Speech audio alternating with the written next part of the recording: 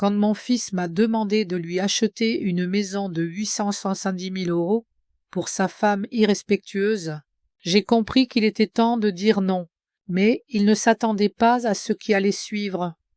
Découvrez toute l'histoire et abonnez-vous pour d'autres récits percutants.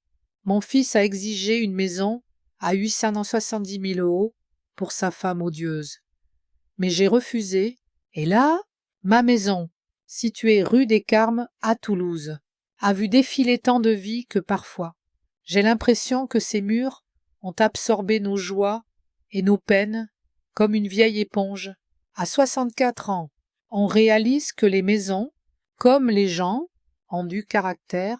Marcel et moi avons acheté cette maison en 1968, jeunes et pleins d'espoir. Aujourd'hui, je parcours seul les planchers qui craquent, essuyant la poussière des cadres photos et écoutant le vent dans les gouttières. Je m'appelle Geneviève Laurent. J'étais autrefois Madame Marcel Laurent, mais depuis 15 ans, je suis veuve. Parfois, le matin, encore à moitié endormie, j'entends encore Marcel descendre l'escalier, sifflant son air préféré.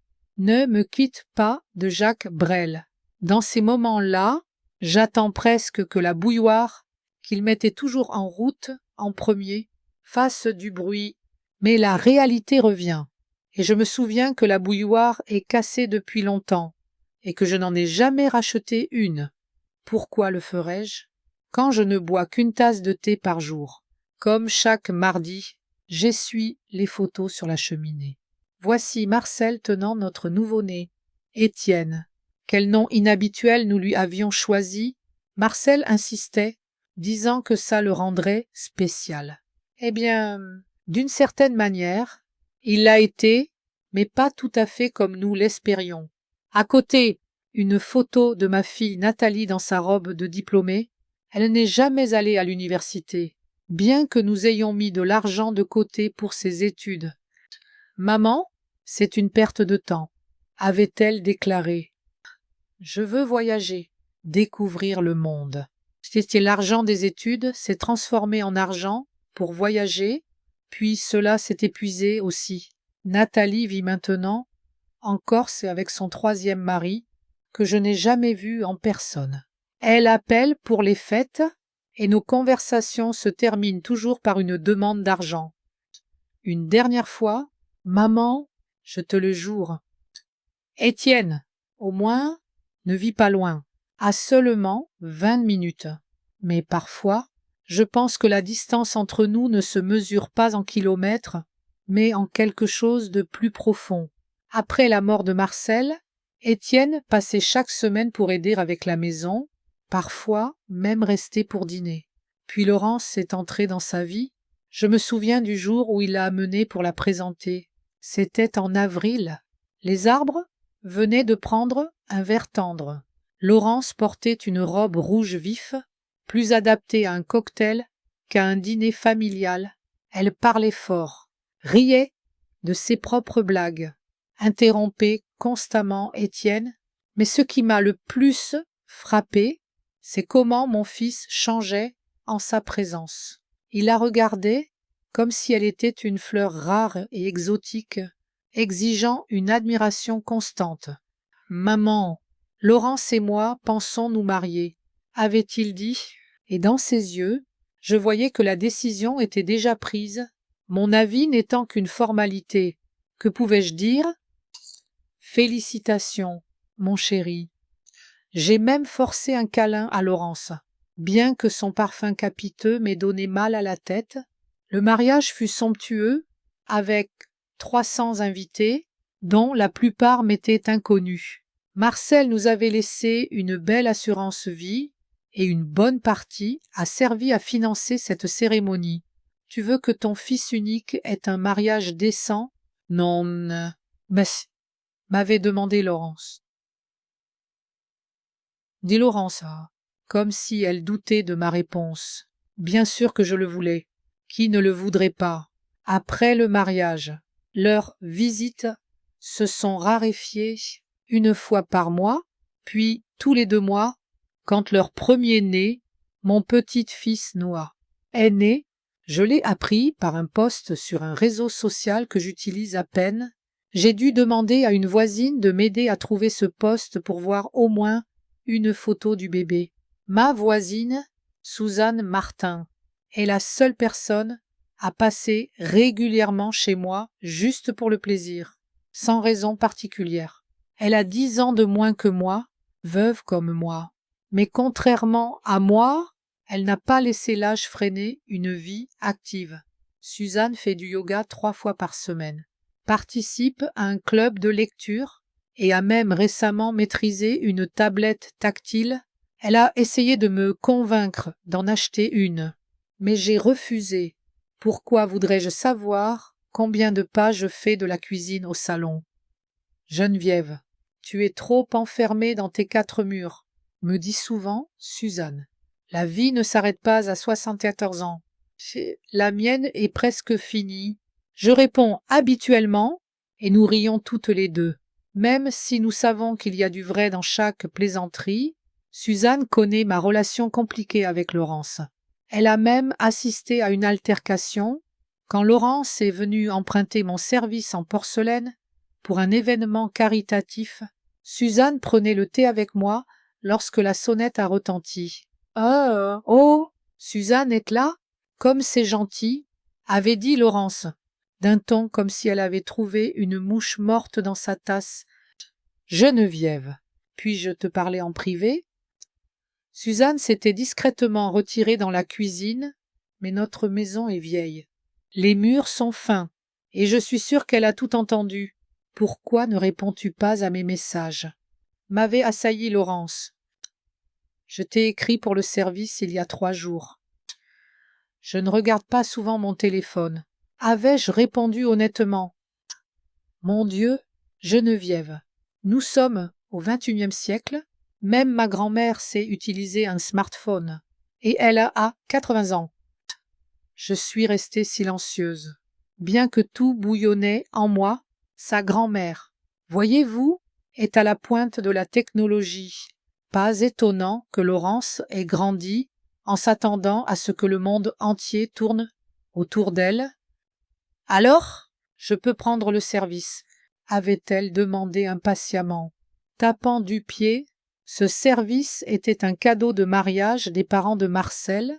Nous ne l'utilisions que pour les grandes occasions, et chaque tasse, chaque soucoupe portait les souvenirs des fêtes familiales où nous étions tous réunis et heureux.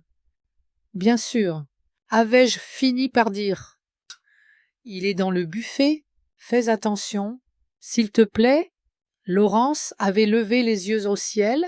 « Geneviève, ce n'est que de la vaisselle. » Non, avais-je envie de crier, ce n'est pas juste de la vaisselle.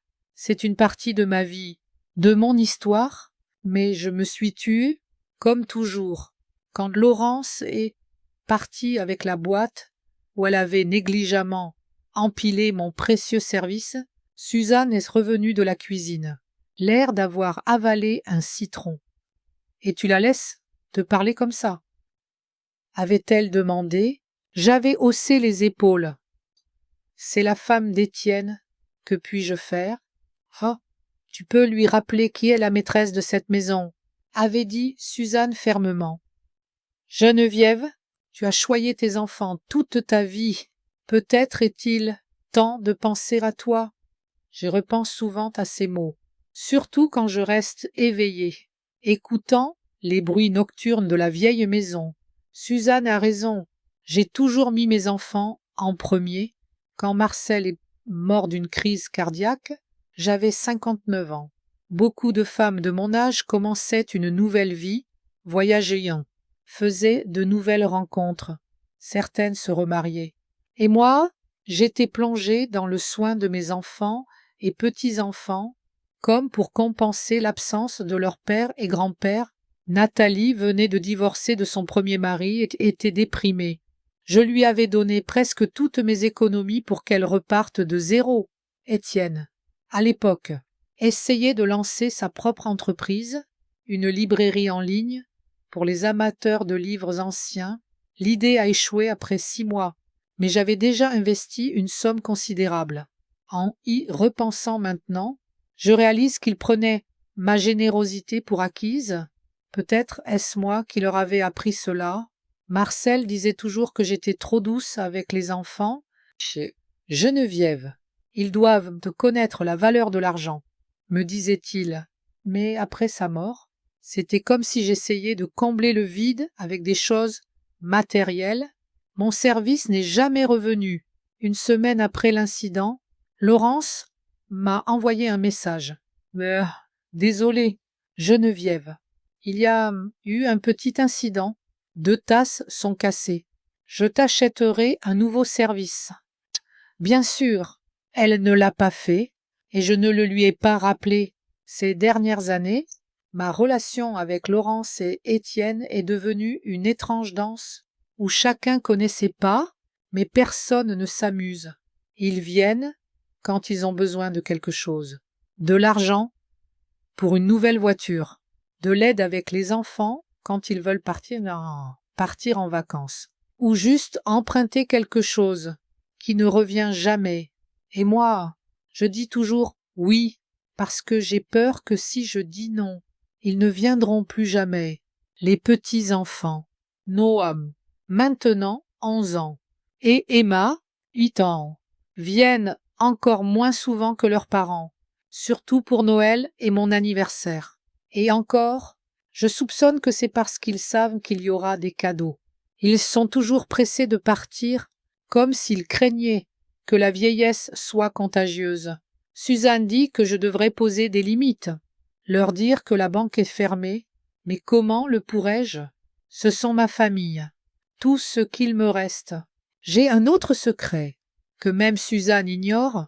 Sous cette vieille maison, dans un petit coffre-fort caché dans la cave derrière un rack de conserve, il y a une enveloppe. Elle contient les titres de propriété de la maison et un compte bancaire avec une somme que j'ai économisée petit à petit au fil des ans.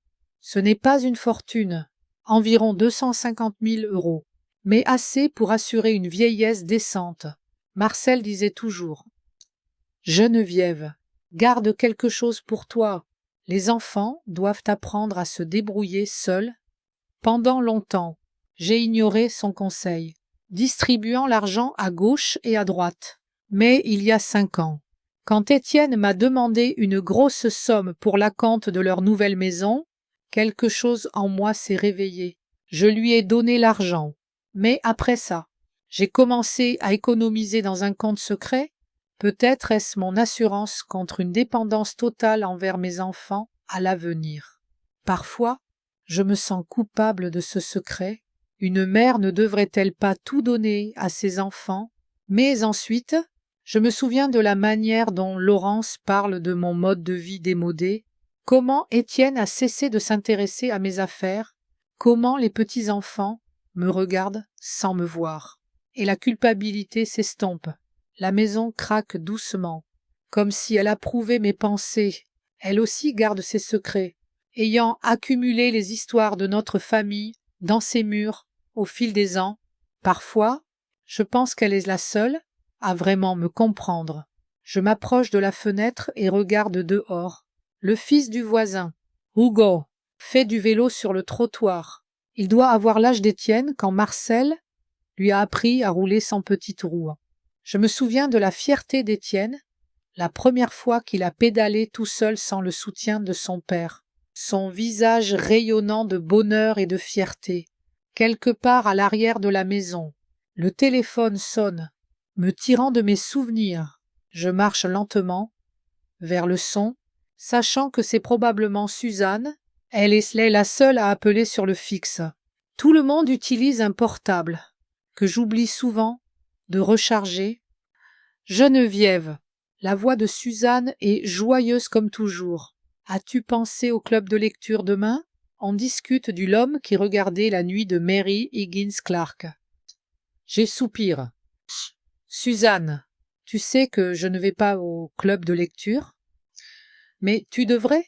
Tu as besoin de contact. Geneviève, tu ne peux pas rester seule chez toi tout le temps.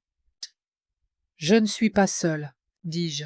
Même si nous savons toutes les deux que ce n'est pas vrai, J'ai des choses à faire. Suzanne ricanait. Quel genre de choses? Essuyer la poussière des photos. Geneviève, tu as besoin de nouvelles expériences, de nouvelles personnes. Je sais qu'elle a raison, mais l'idée de m'asseoir dans une pièce pleine d'inconnus, discutant d'un livre que j'ai probablement lu il y a 30 ans, m'est paniqueux. Peut-être la prochaine fois, dis-je, sachant que je trouverai une excuse même alors. Suzanne soupire mais n'insiste pas. Nous parlons encore du temps, de son arthrite qui la gêne les jours de pluie, de la nouvelle famille qui a emménagé 3 maisons plus loin. Puis, elle dit au revoir. Promettant de passer bientôt, je retourne à la fenêtre et remarque que le soir tombe déjà. Les ombres s'allongent, la lumière est plus douce, plus dorée. C'est mon heure préférée. Quand la journée est presque finie, mais la nuit n'est pas encore tombée, Marcel rentrait généralement du travail à 7 heures, et la maison s'emplissait des sons de sa présence. Le froissement du journal, le tintement des clés jetées sur la commode, son sifflement discret. Maintenant, la maison est particulièrement silencieuse à 7 heures, et je ressens ma solitude plus intensément. J'allume la télévision, juste pour entendre des voix humaines, et vais dans la cuisine préparer le dîner. Rien d'extraordinaire. Un velouté de châtaigne avec des herbes et du pain grillé. Une tasse de tisane. Quand on vit seul, on perd la motivation de cuisiner des plats compliqués. Je mange généralement devant la télé, bien que Marcel insistait toujours pour manger à table. Manger est un rituel. Geneviève, pas juste un ravitaillement, disait-il, mais manger seul à table est triste. Et devant la télé, on peut au moins prétendre avoir de la compagnie. Après le dîner, je lave la vaisselle, essuie la table et vérifie que la porte d'entrée est verrouillée. Même si je sais l'avoir fermée dans l'après-midi, ces rituels remplissent mes soirées, créant l'illusion d'être occupée. Avant de me coucher, je prends un bain, un autre petit rituel que j'ai gardé du temps où Marcel était vivant. L'eau chaude détend mes articulations, qui se font de plus en plus sentir avec l'âge. Allongé dans mon lit, je feuillette un vieil album photo. Un autre rituel du soir.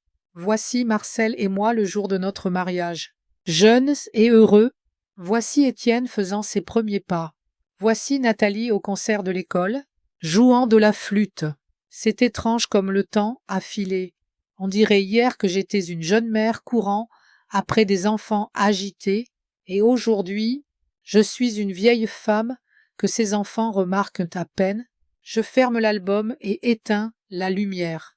Dans l'obscurité, la vieille maison semble encore plus vivante, craquant et soupirant, comme si elle partageait ses secrets avec moi.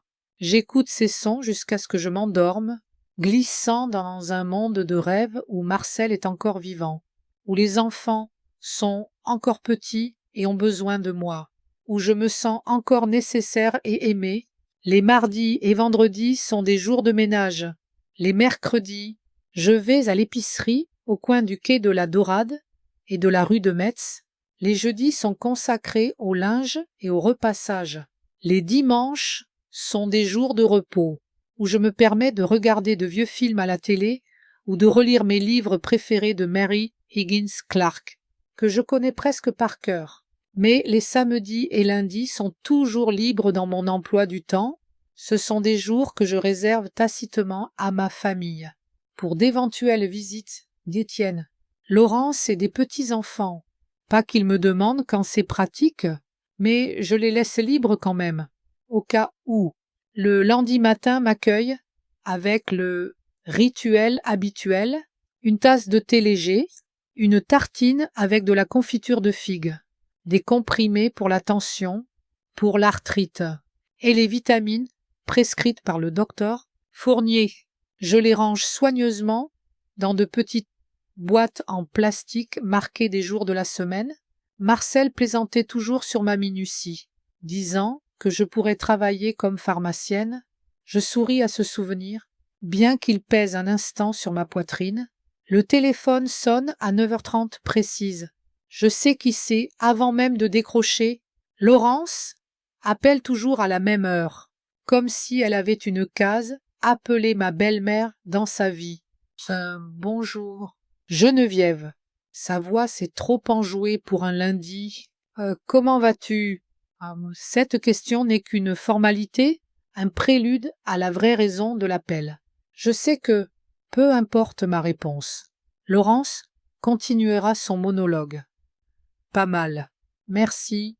Je réponds, me préparant à l'inévitable. Super. Écoute, j'ai une petite faveur à te demander.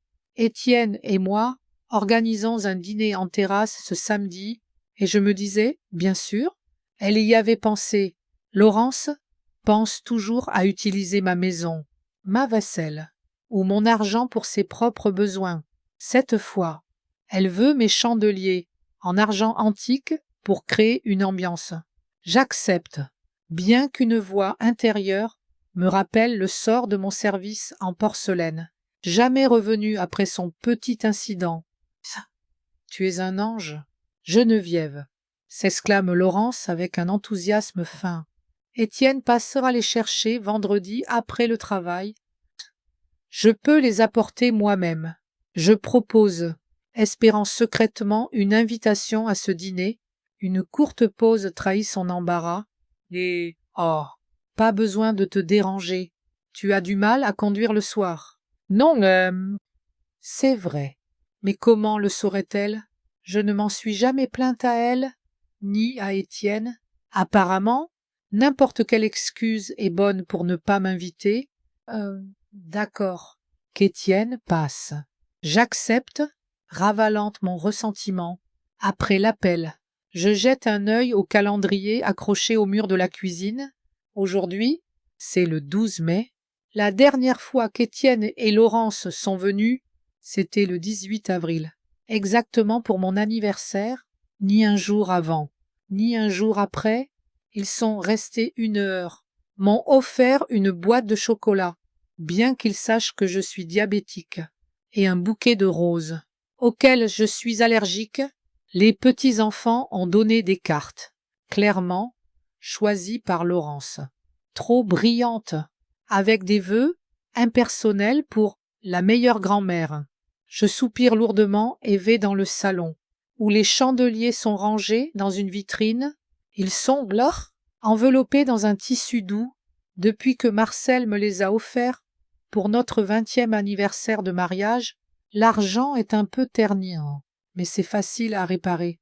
Je prends un produit spécial et commence à polir méthodiquement chaque courbe, chaque facette, comme si je les préparais pour une cérémonie importante.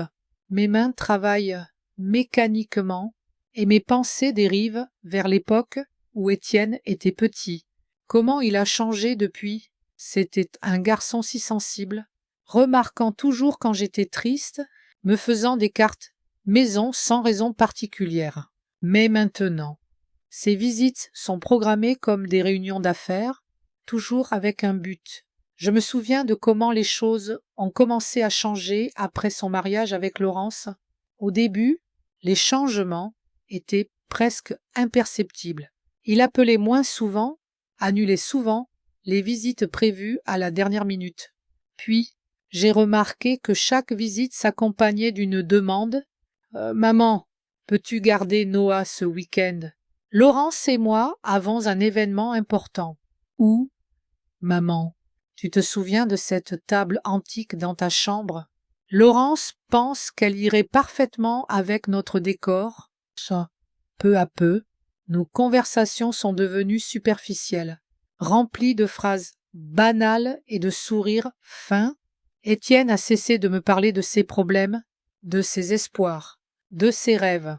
À la place, il parlait de sa promotion au travail, de la nouvelle voiture qu'il prévoyait d'acheter, de l'école privée pour Noah. C'est comme si mon fils s'était transformé en une image brillante d'un magazine, belle mais plate. Mais ce qui fait vraiment mal, c'est la manière dont son attitude envers moi a changé. Autrefois, j'étais un pilier à ses yeux, une source de sagesse et de soutien. Maintenant, je me sens comme une obligation pour lui, un point sur sa liste de tâches. Appelez maman. Je termine de polir les chandeliers et les enveloppe soigneusement dans le tissu. Ils brillent comme neufs, prêts à orner la table de Laurence et impressionner ses invités. Je me demande si elle dira qu'ils appartiennent à sa belle-mère démodée. Je ne pense pas. Je passe le reste de la journée à mes tâches habituelles. Préparer le dîner. Un velouté de châtaigne, assez pour plusieurs jours. Lire un peu, regarder les informations du jour. Après le déjeuner, Suzanne appelle, m'invitant à la réunion du club de lecture de demain. Je décline poliment. Comme je le fais depuis des mois, ce n'est pas que je ne veux pas y aller. C'est juste que l'idée de m'asseoir dans une pièce pleine d'inconnus me met mal à l'aise. Geneviève, tu dois sortir de chez toi, insiste Suzanne. Tu passes trop de temps seule? J'aime la solitude. Je réponds, bien que nous sachions toutes les deux que ce n'est pas entièrement vrai. Suzanne soupire mais n'insiste pas. Elle me comprend mieux que quiconque. D'accord. Mais si tu changes d'avis, appelle-moi quand tu veux. Après avoir parlé à Suzanne, je décide de m'adonner à mon petit passe-temps, la broderie. Quand j'étais jeune, je n'avais pas le temps pour les hobbies. Tout était consacré au travail et à la famille. Mais maintenant, quand les jours s'étirent lentement et monotonement, la broderie est devenue mon petit salut. Je travaille sur une toile. Jardin d'été, depuis plusieurs mois. Chaque point est un moment de paix, où les pensées s'apaisent et les mains s'occupent d'un travail familier. Parfois, plongé dans mon ouvrage, j'oublie le temps, mes douleurs, le fait que ma maison est trop silencieuse et vide. La broderie est ma façon de créer quelque chose de beau dans un monde qui semble souvent froid et indifférent. Le soir, un appel inattendu retentit. Le nom d'Étienne s'affiche sur l'écran du téléphone. Mon cœur s'accélère involontairement. Il appelle rarement en semaine. « Maman, tu es occupée ?» Sa voix semble tendue. « Non, qu'est-ce qu'il y a ? » Rien de grave. Laurence et moi, nous demandions si tu pouvais récupérer Noah et Emma à l'école demain. Laurence a une réunion importante avec un client et je ne pourrai pas quitter le travail tôt. J'y ressens des émotions contradictoires en moi. D'un côté, je suis excitée à l'idée de passer du temps avec mes petits-enfants. De l'autre, c'est frustrant qu'Étienne ne pense à moi que lorsqu'il a besoin d'aide. Bien sûr, je peux les prendre, dis-je, essayant de garder une voix neutre. Ah, super, je t'envoie l'adresse de l'école et les horaires, et finissent à des heures différentes, donc il faudra attendre. Il n'a même pas demandé si ça me convenait d'attendre entre les deux. Si j'avais d'autres plans pour demain, quels plans pourrais-je avoir? Après tout, d'accord, je serai là. Et merci, maman, tu nous aides vraiment beaucoup. Une courte pause suit ces mots, et j'espère presque qu'il va demander comment je vais, comment s'est passée ma journée. Mais au lieu de cela, Étienne dit rapidement au revoir, prétextant beaucoup de travail. Je pose le téléphone et regarde le ciel qui s'assombrit par la fenêtre. Soudain, une sensation aiguë de solitude m'envahit. La grande maison, où autrefois résonnaient les rires et les conversations animées, est maintenant trop silencieuse.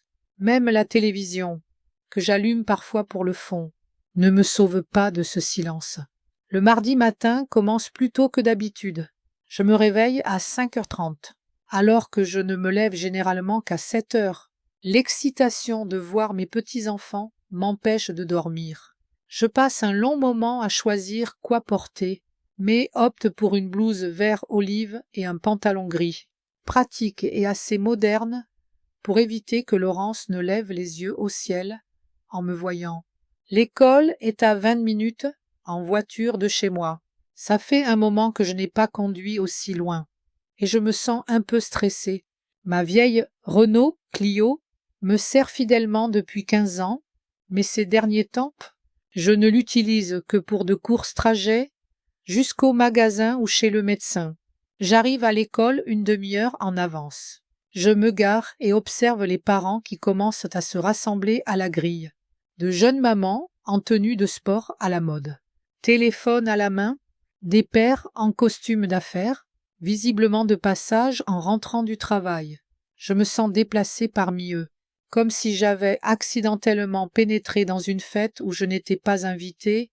Enfin, Emma, ma plus jeune petite fille, apparaît, elle marche tête baissée, ajustant les bretelles de son sac à dos qui semble trop grand pour ses frêles épaules.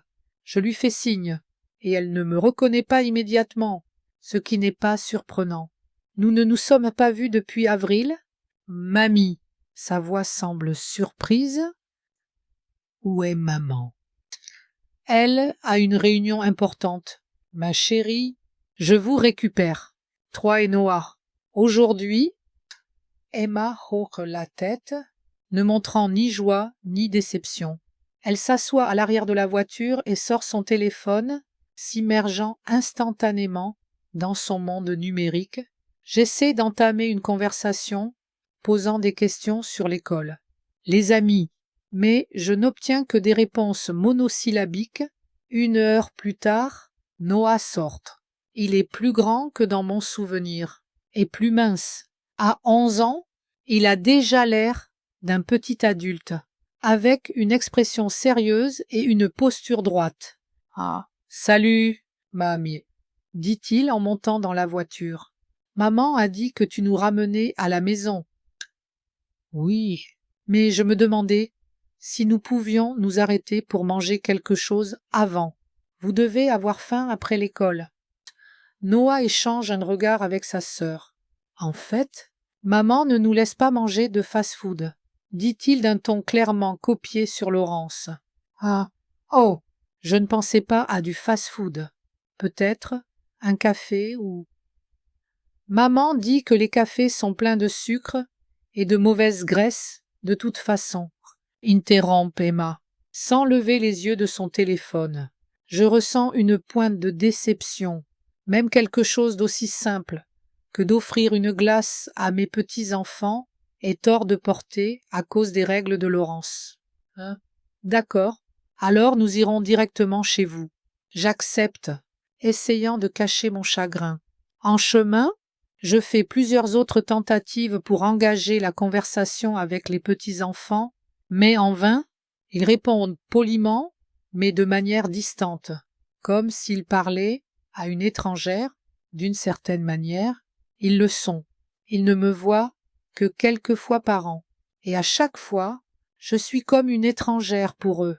Quand nous arrivons chez eux, une belle maison de 2 étages dans un quartier huppé, je vois que la voiture de Laurence n'est pas dans l'allée. Vous avez les clés. J'y demande aux enfants.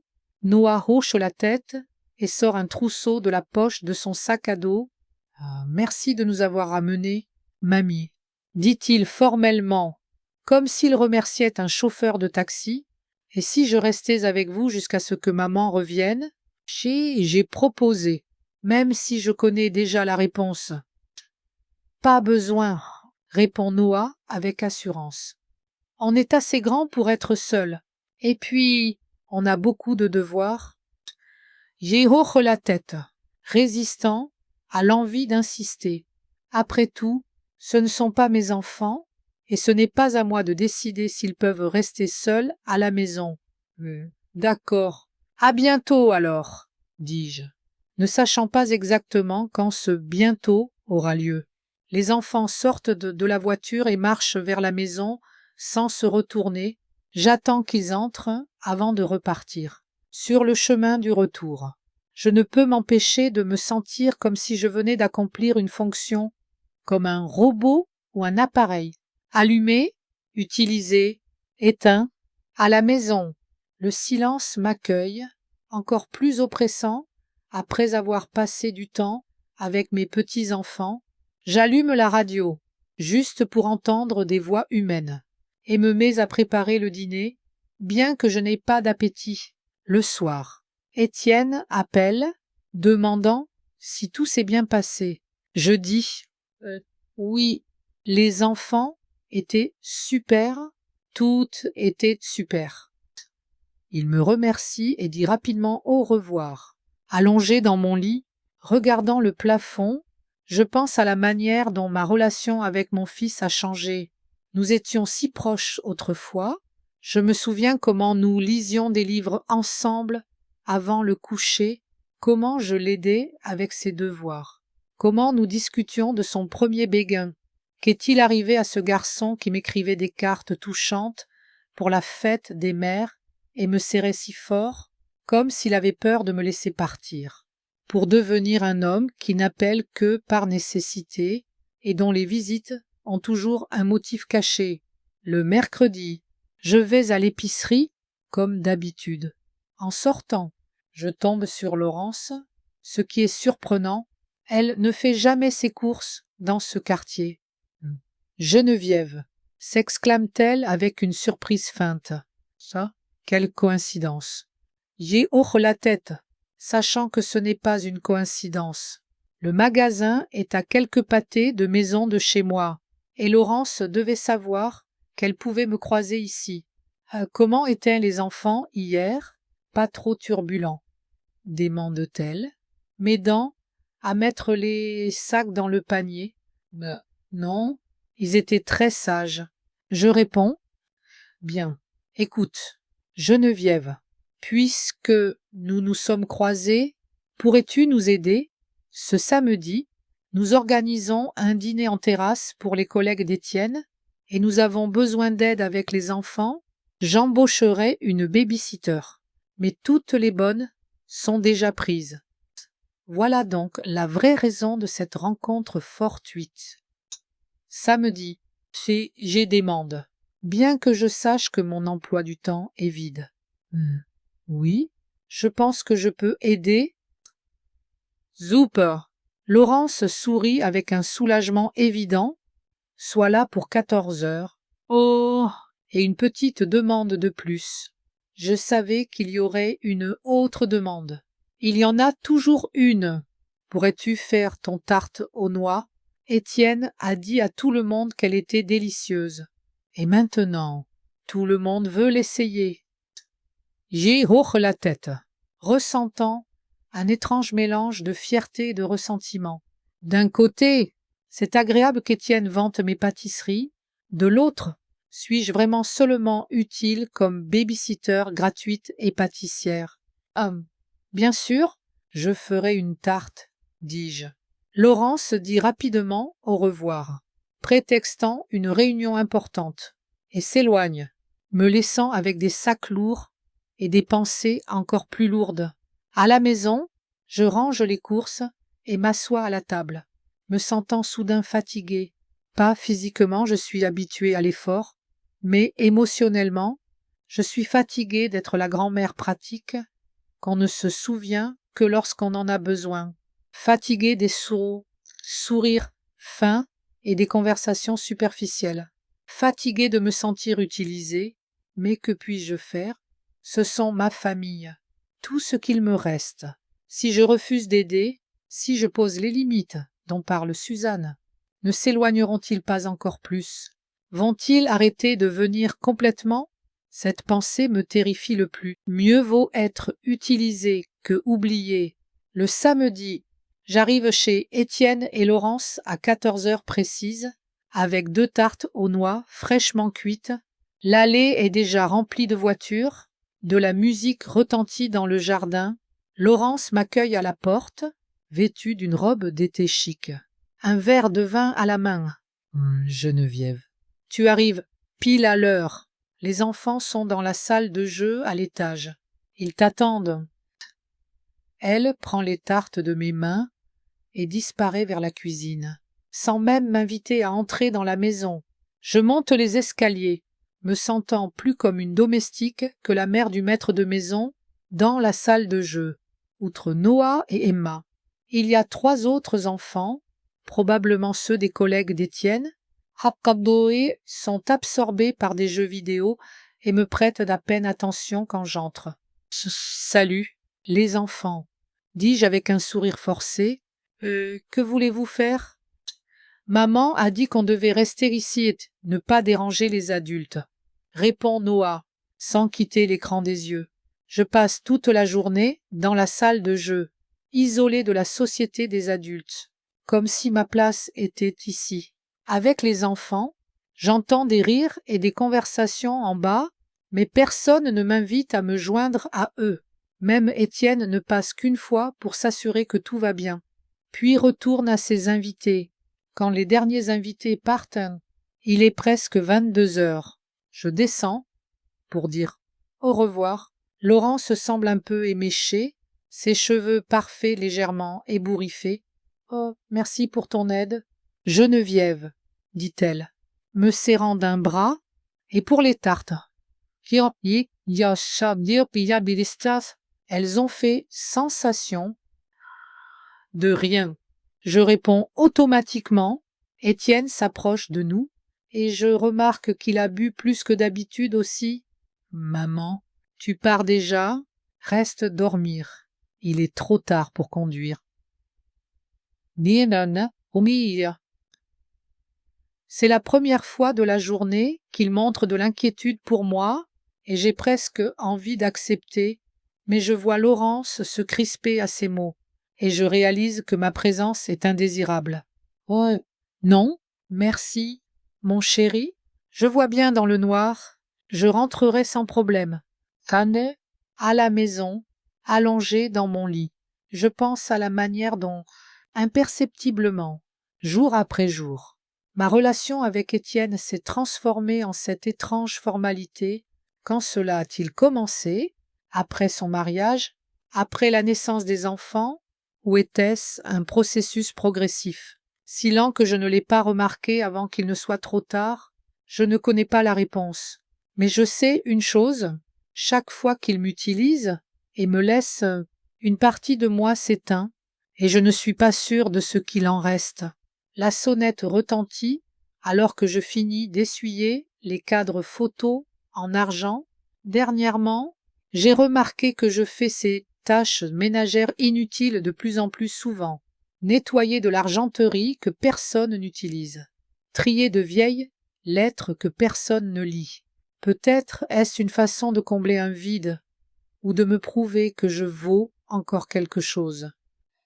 Maman, la voix d'Étienne semble inhabituellement enthousiaste. Es-tu occupée ce vendredi soir? J'ai presque ri. Suis-je occupée? À 64 ans. Même aller à l'épicerie devient un événement. Non, mon chéri, je n'ai pas de plan. Je réponds, essayant de cacher ma surprise face à cette invitation inattendue. Super. Laurence et moi voulons t'inviter à dîner. Nous avons une nouvelle à partager. Mon cœur se serre un instant. Un autre enfant. Bien que Laurence ait toujours dit que 2 suffisaient, une promotion pour Étienne. Peut-être, où déménage-t-il? J'aimerais venir, dis-je. À quelle heure dois-je être là? 9 heures. Maman, il marquait une pause. Habille-toi bien. D'accord. C'est une soirée spéciale. J'y ressens une pointe de ressentiment. Ce que je me présente habituellement chez eux, en peignoir et bigoudi, mais je ne dis rien. Étienne ne semble pas remarquer ma réaction. Une dernière chose, ajoute-t-il. Les enfants restent avec la baby-sitter. Ce sera un dîner juste pour les adultes. Un dîner juste pour les adultes. Étrange. Ils insistent généralement pour que je passe du temps avec les petits-enfants. Ils ont besoin de voir leur grand-mère. Dites Laurence, ce qui se traduit par « j'ai besoin de temps pour moi pendant que tu surveilles les enfants ». Le vendredi soir arrive plus vite que prévu. J'ai vraiment fait un effort pour m'habiller élégamment, choisissant une robe bleu nuit que j'avais achetée pour les funérailles d'une amie l'année dernière. Pas l'occasion la plus festive pour un achat, mais la robe était élégante et je ne pensais pas que même Laurence pourrait la critiquer. Étienne m'accueille à la porte avec un sourire qui semble un peu forcé. Il est vêtu d'un costume, ce qui est inhabituel pour un dîner à la maison. « Maman, tu es magnifique, » dit-il, m'embrassant sur la joue. Il sent le parfum coûteux et le whisky étrange. Étienne ne boit généralement pas d'alcool fort, sauf pour des occasions spéciales. Dans le salon, Laurence s'affaire autour de la table, dressée avec un soin inhabituel, porcelaine, cristal, bougies et mes chandeliers en argent. Je notais mentalement « Ce Geneviève », s'exclame-t-elle avec une joie exagérée. « Tu es très bien. » Le « bien » vient avec une légère hésitation, comme si elle voulait dire autre chose, mais s'est ravisée. « Merci. »« Laurence. » Je réponds. « C'est très festif. »« Oh. »« Nous avons fait de notre mieux, » dit-elle, ajustant les verres déjà parfaitement alignés. « C'est une soirée très spéciale. » Je commence à me sentir un peu mal à l'aise. Quelque chose dans leur comportement semble artificiel, comme s'ils jouaient un spectacle pour un seul public. « Oui. » Étienne verse le vin, et nous nous asseyons à table. Le dîner commence par un velouté de châtaigne que je suis sûre que Laurence n'a pas préparé elle-même. Elle n'a jamais été très portée sur la cuisine, préférant commander dans des restaurants ou engager un traiteur pour les occasions spéciales. La conversation tourne d'abord autour de sujets neutres. La météo, les enfants, les dernières nouvelles. Mais je sens qu'il y a autre chose qui se cache derrière cet échange de politesse. Étienne semble tendu, jetant des regards à Laurence de temps en temps, comme s'il attendait un signal, quand le plat principal, un coq au vin, arrivé, Laurence dit soudain « Geneviève, tu as peut-être remarqué que ce soir est une soirée spéciale. » J'y hoche la tête, sentant mon cœur battre plus vite. Quelque chose dans son ton me rend méfiante. « Étienne et moi avons quelque chose d'important à te dire, » continue-t-elle, échangeant un regard avec mon fils. Étienne tousse et se redresse, comme s'il préparait un discours répété.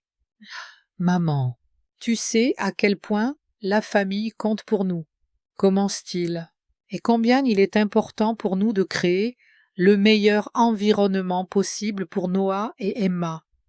J'y hoche la tête, ne sachant toujours pas où il veut en venir. Notre maison actuelle devient un peu exiguë, poursuit Étienne.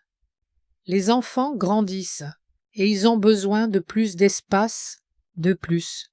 L'école de Noah est dans un autre quartier et il y passe beaucoup de temps. Sur la route, nous avons trouvé la maison parfaite, intervient Laurence, et ses yeux s'illuminent. Dans le quartier de Saint-Germain-en-Laye, à seulement 5 minutes de l'école de Noah, 4 chambres, 3 salles de bain, un grand jardin avec une piscine. C'est exactement ce dont nous avons besoin. Ça semble merveilleux, dis-je prudemment, ne voyant toujours pas en quoi cela me concerne. Oh, la maison est magnifique, confirme Étienne. Mais il y a juste un problème, le prix. Et voilà, je sens quelque chose de froid se serrer en moi. Elle coûte 750 000 €, dit Laurence, comme si c'était une somme raisonnable. Nous pouvons faire un acompte, mais nous avons besoin d'aide. Et nous avons pensé à toi, maman, ajoute Étienne, arrivant enfin au but. Tu vis seule dans une grande maison qui devient de plus en plus difficile à entretenir. Tu as des économies qui, soyons honnêtes, tu n'auras probablement pas besoin à ton âge. J'essence le sang me monter au visage. À ton âge, ces mots sonnent comme un jugement. Nous pensons que ce serait un excellent investissement pour toute la famille, continue Étienne, ne remarquant pas ma réaction. Tu pourrais nous aider à acheter cette maison et nous pourrions prendre soin de toi. Peut-être, avec le temps, tu pourrais même emménager avec nous si vivre seul devient trop difficile. Il y a une jolie chambre d'amis au rez-de-chaussée, dit Laurence avec un enthousiasme fin, avec une salle de bain privée. Tu n'aurais pas à monter les escaliers. Je les fixe tous les deux, n'en croyant pas mes oreilles. Ils m'ont vraiment invité à dîner pour me demander de leur donner toutes mes économies pour une maison que je ne verrai peut-être jamais, sauf en tant qu'invité occasionnel ou, au mieux, résidente d'une chambre d'amis. Je ne comprends pas, dis-je enfin, essayant de garder une voix calme. Vous voulez que je vous donne de l'argent pour la maison? Pas exactement donner, répond Étienne rapidement. Plutôt investir dans l'avenir de la famille, notre avenir ensemble. Et combien voulez-vous investir? Je demande, devinant déjà la réponse. Laurence et Étienne échangent un regard. Nous avons besoin de 350 000 € pour la compte, dit Étienne, plus environ 45 000 pour des réparations et des améliorations.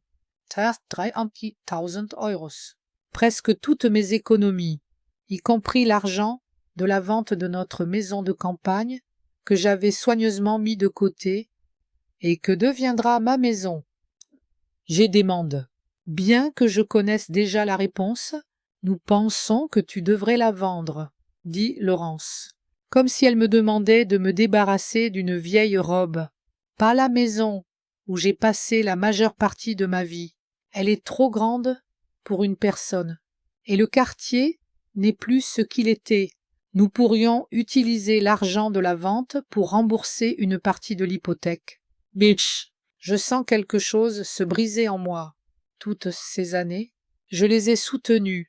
Leur ai donné de l'argent quand ils en demandaient, gardé leurs enfants quand ils en avaient besoin, jamais plainte, jamais dit non. Et voilà comment ils envisagent mon avenir. Vendre ma maison, leur donner toutes mes économies et finir mes jours dans leur chambre d'amis. Et si je dis non, je demande doucement. Étienne semble avoir reçu une gifle. Que veux-tu dire? Non, demande-t-il. Maman, c'est pour la famille, pour tes petits-enfants. Mes petits-enfants, que je vois tous les quelques mois, quand vous pensez à moi, dis-je, surprise de mon audace. Ah, et ma maison, c'est tout ce qu'il me reste de ma vie avec ton père. Je ne vais pas la vendre. Mais ce n'est qu'une maison, intervient Laurence avec une pointe d'irritation dans la voix. Une vieille maison qui nécessite des réparations constantes. Soyez rationnelle. Geneviève, ce n'est pas juste la maison. Je réponds. C'est que vous ne venez me voir que quand vous voulez quelque chose. Quand vous m'avez invité sans demander quelque chose pour la dernière fois, Étienne et Laurence échangent des regards confus. Ce n'est pas juste.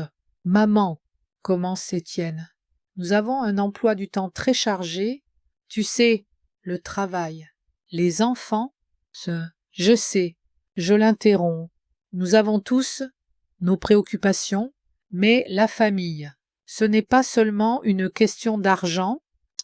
Personne ne dit que la famille se résume à l'argent, dit Laurence avec un étrange sourire. Mais là, nous avons vraiment besoin de ton aide. Ne veux-tu pas que tes petits-enfants grandissent dans une bonne maison, dans un bon quartier? Bien sûr que si, je réponds, mais je veux aussi qu'ils respectent leur grand-mère et réalisent que je ne suis pas un distributeur automatique où l'on peut retirer de l'argent à la demande. L'atmosphère à table devient tendue. Étienne prend une grande gorgée de vin et Laurence serre sa fourchette si fort que ses jointures blanchissent. « Maman, dit Étienne après une pause, et sa voix semble inhabituellement ferme. Je ne pense pas que tu réalises à quel point c'est important pour nous. Nous ne voulons pas une nouvelle maison pour le plaisir. C'est un investissement dans notre avenir, dans l'éducation de nos enfants, dans notre stabilité. Je comprends, je réponds, mais ça ne signifie pas que je dois vous donner toutes mes économies. Que vas-tu en faire? Demande soudain Laurence, sa voix pleine de défi. Les emporter dans ta tombe. Oh, Laurence, Étienne la réprimande. Mais il est évident qu'il ne désapprouve pas vraiment ces mots. Non, sérieusement, continue-t-elle, me regardant. Tu as 74 ans. Geneviève, combien de temps comptes-tu encore vivre? 5 ans. Dix. Et ensuite quoi? L'argent ira à Étienne et Nathalie de toute façon. Alors pourquoi ne pas aider la famille maintenant, quand elle en a vraiment besoin? J'ai la fixée, frappée par la cruauté de ses paroles. Est-elle vraiment là, à calculer combien de temps il me reste à vivre? Je pourrais vivre encore 20 ans, dis-je doucement, et j'aurais besoin de cet argent pour moi. Pourquoi? Laurence ricane. Pour des croisières que tu ne feras jamais, pour des voyages dont tu n'as pas l'énergie, sois réaliste. Geneviève. Laurence, ça suffit, dit Étienne, mais sans conviction. Non, laisse-la continuer, dis-je, sentant la colère monter en moi. Laisse-la dire ce qu'elle pense vraiment. Tiens, Laurence me regarde avec défi. D'accord, je vais le dire. Je pense que tu es égoïste. Geneviève, tu es assise sur un tas d'argent dans ta vieille maison, pendant que ton fils et tes petits-enfants doivent s'entasser dans un appartement exigu. Tu pourrais aider, mais tu préfères t'accrocher au passé, aux choses, aux souvenirs que personne d'autre que toi ne veut. Ma femme en a marre de vivre dans une maison exiguë. Étienne élève soudain la voix, frappant du poing sur la table si fort que les verres tressautent. Achète-lui une belle maison neuve. J'y recule, surprise par son éclat soudain. Étienne n'avait jamais haussé le ton contre moi auparavant. Je n'ai pas à vous acheter une maison, dis-je, essayant de parler calmement. Vous êtes adulte. Vous avez de bons emplois. Économisez, comme toute famille normale. Économisez. Laurence rit amèrement. Tu réalises combien de temps il nous faudrait pour économiser pour une maison comme celle-là? Des années, et les enfants ne vont pas attendre. Ils grandissent maintenant. Ce n'est pas mon problème, dis-je, et je regrette immédiatement mes mots. Le visage d'Étienne s'assombrit de colère. Pas ton problème, répète-t-il. Tes propres petits-enfants ne sont pas ton problème. Ce n'est pas ce que je voulais dire.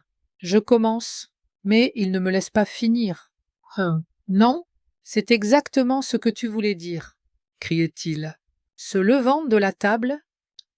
Toute ta vie, tu n'as pensé qu'à toi, même quand papa était vivant, tout tournait toujours autour de toi.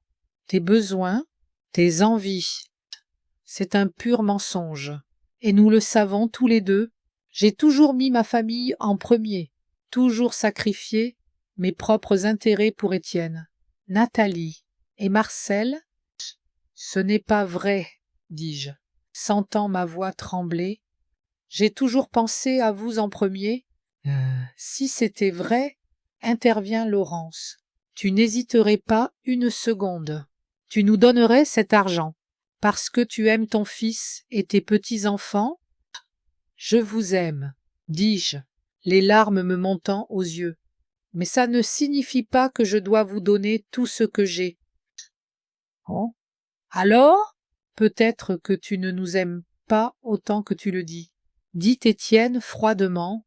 Ces mots me frappent plus fort que n'importe quelle douleur physique.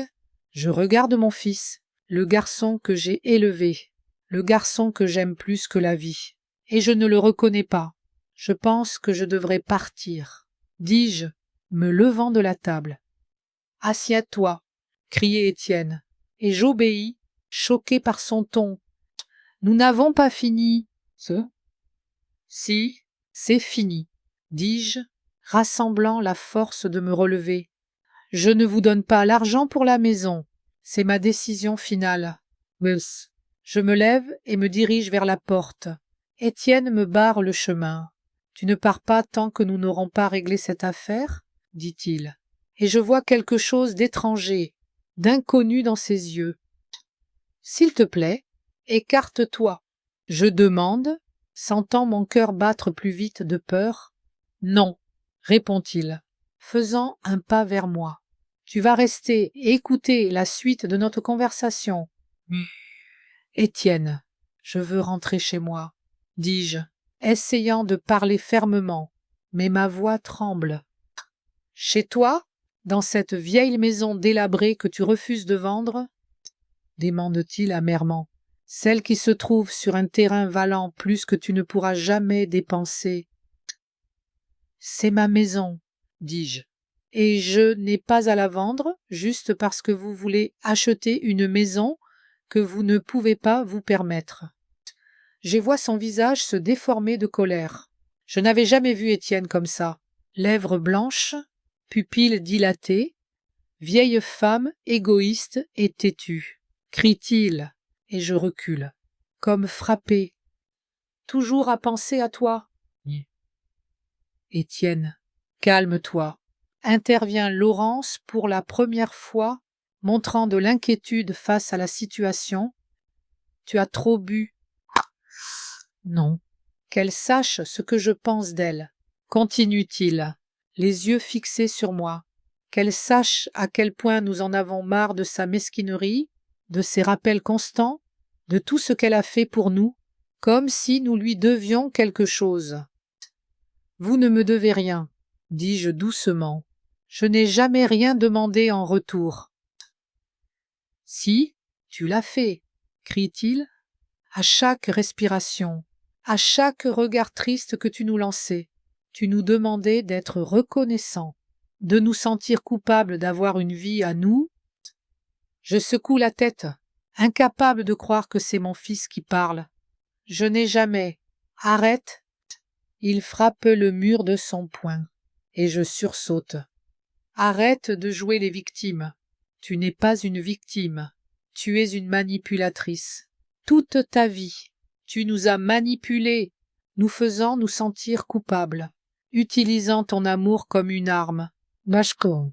J'essaie de le contourner pour atteindre la porte, mais il fait un mouvement brusque et attrape mon bras, le serrant si fort que je crie de douleur. Ça. Lâche-moi, j'exige, essayant de me libérer. Pas tant que tu n'accepteras pas de nous aider, dit-il, et son visage est si près du mien que je sens l'alcool dans son souffle. Étienne.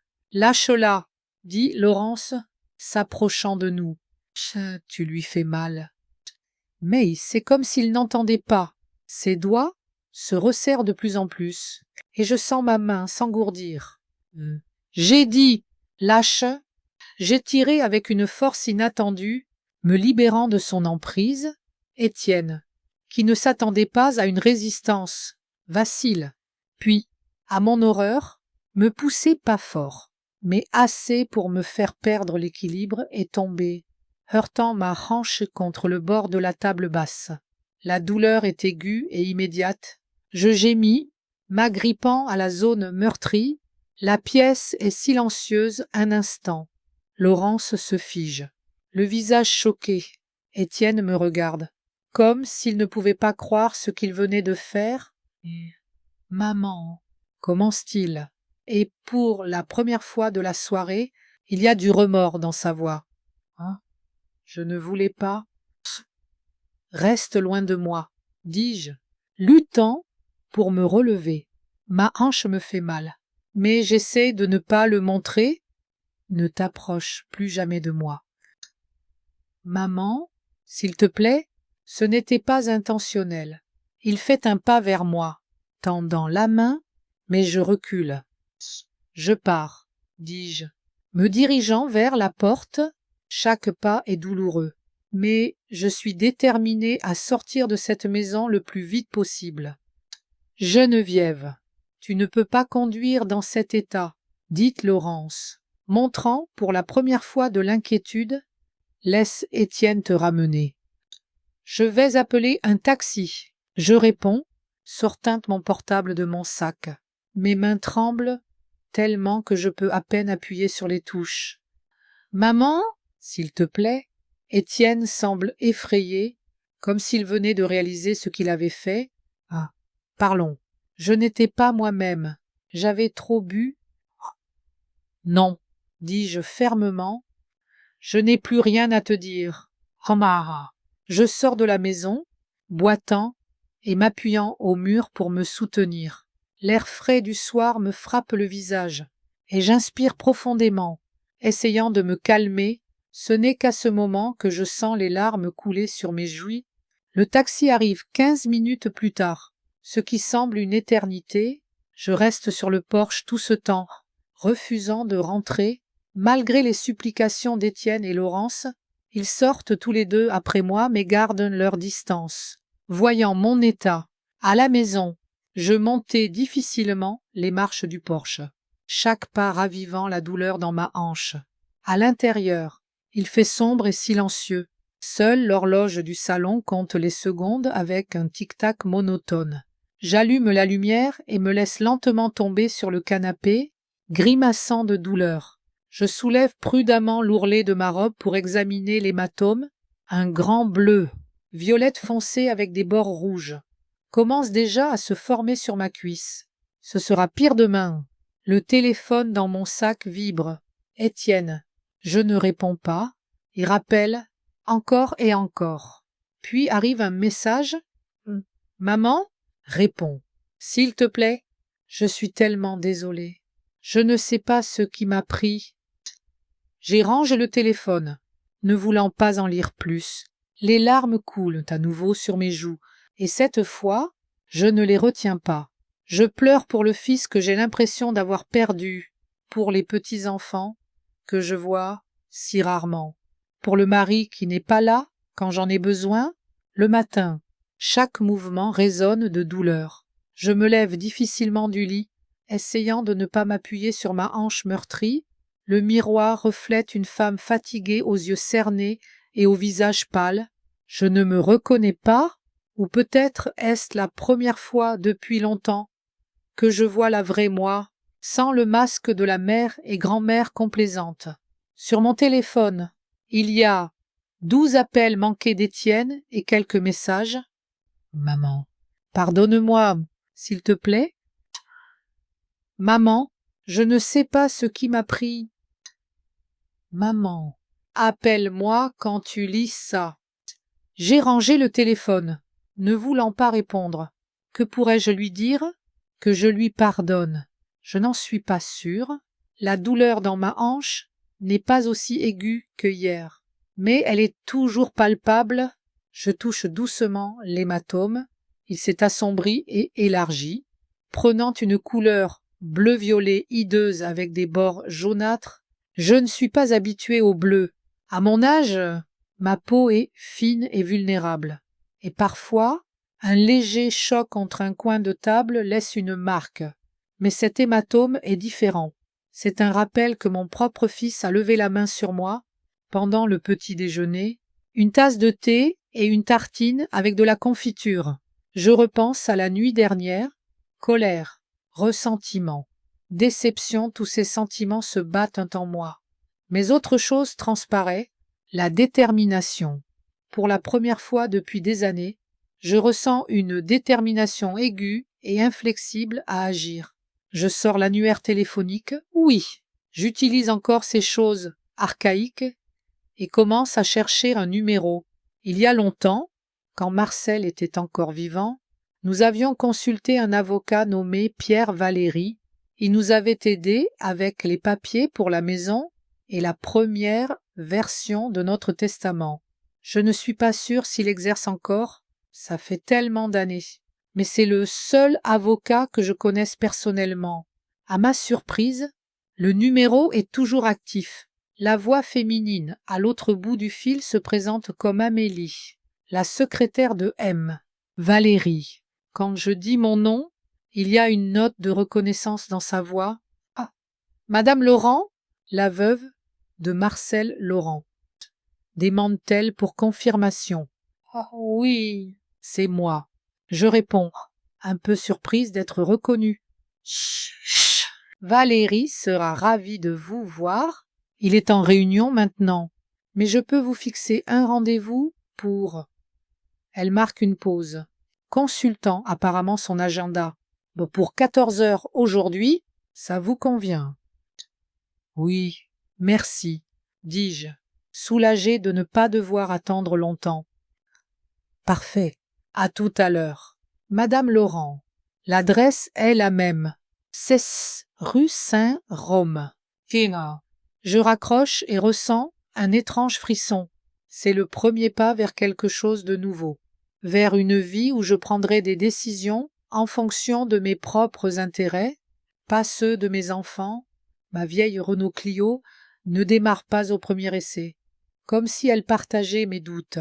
Finalement, le moteur ronronne, et je sors lentement de la cour.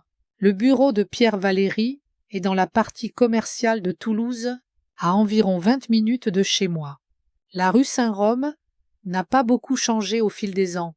Les mêmes bâtiments anciens transformés en bureaux, les mêmes vitrines élégantes. Le numéro 16 se distingue par une façade fraîchement peinte et une nouvelle enseigne, Service juridique Valéry et associés. À l'intérieur, je suis accueillie par une jeune femme au sourire chaleureux, la même Amélie avec qui j'ai parlé au téléphone. Madame Laurent. Valérie vous attend, dit-elle, me conduisant dans le couloir jusqu'au bureau, au bout.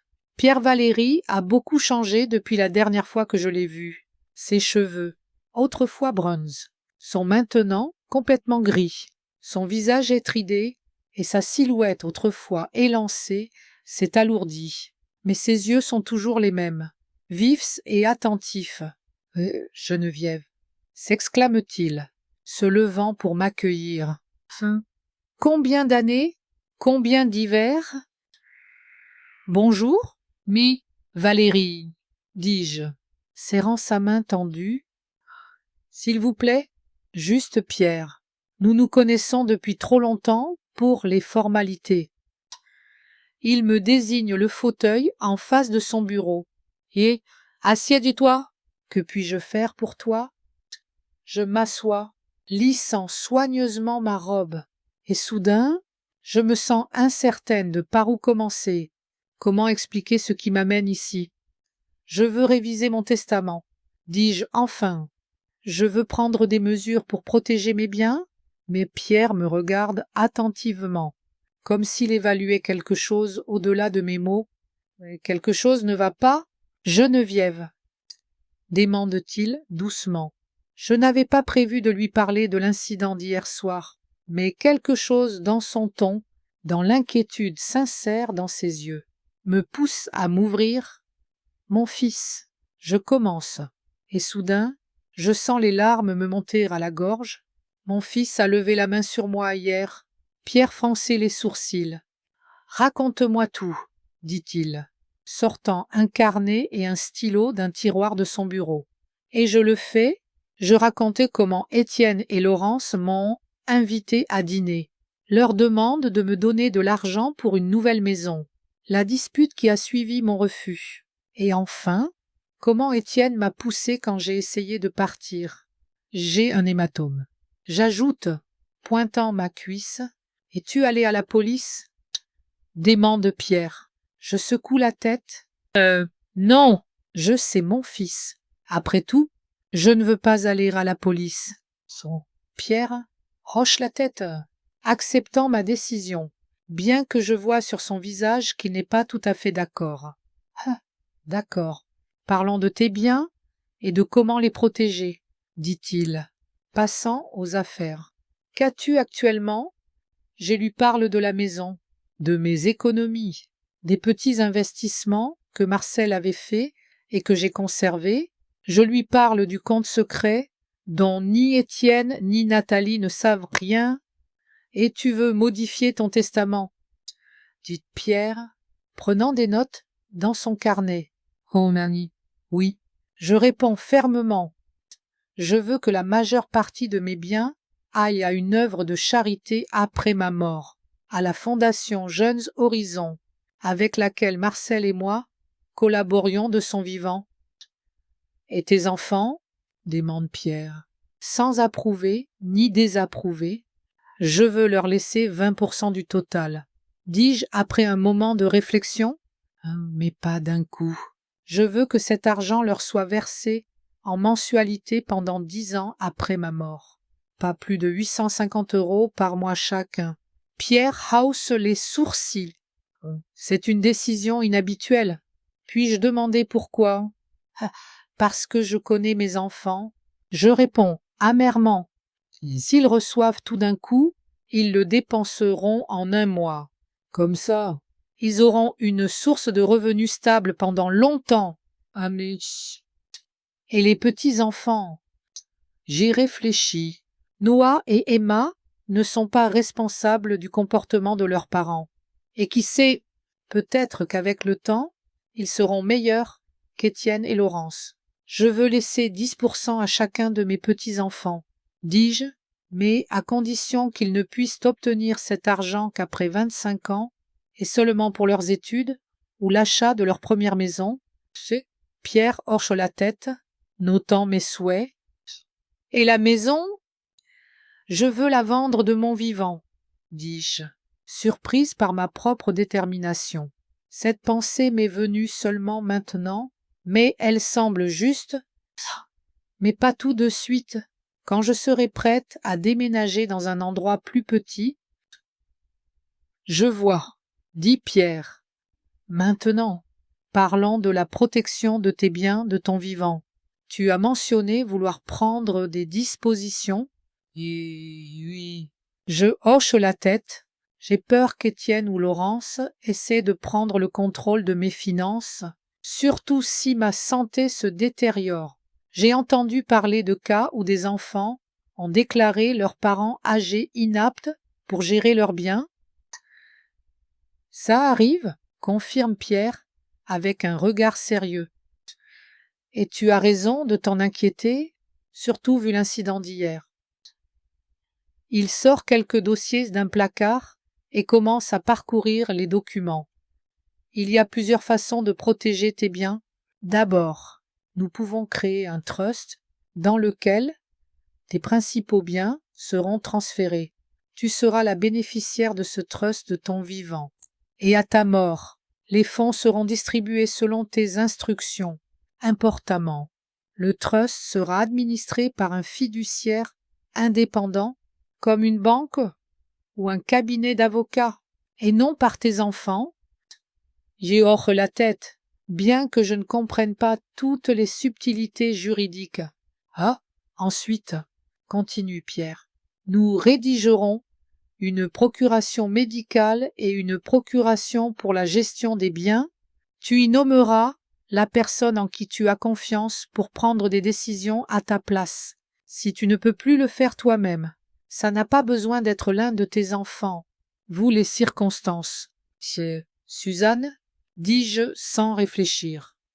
Ma voisine et amie, c'est la seule personne en qui j'ai une confiance totale. Bien. Pierre hoche la tête. Nous l'inclurons dans les documents. Je te recommande aussi de rédiger une directive de soins de santé à vie.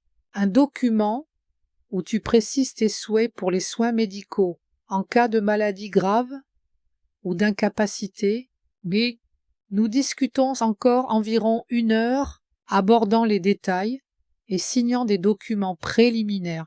Pierre promet d'avoir les papiers prêts d'ici la fin de la semaine et fixe notre prochain rendez-vous pour vendredi. En sortant de son bureau, je me sens le cœur plus léger.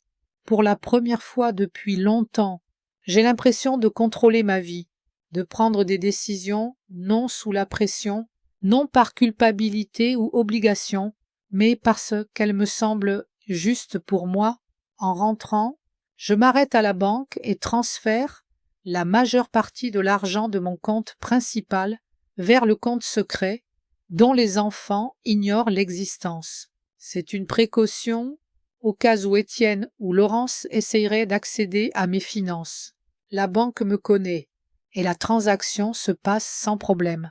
À la maison, Je suis surprise de trouver un énorme panier de fleurs sur le porche. Une carte y est attachée. Maman, pardonne-moi. Je ne sais pas ce qui m'a pris.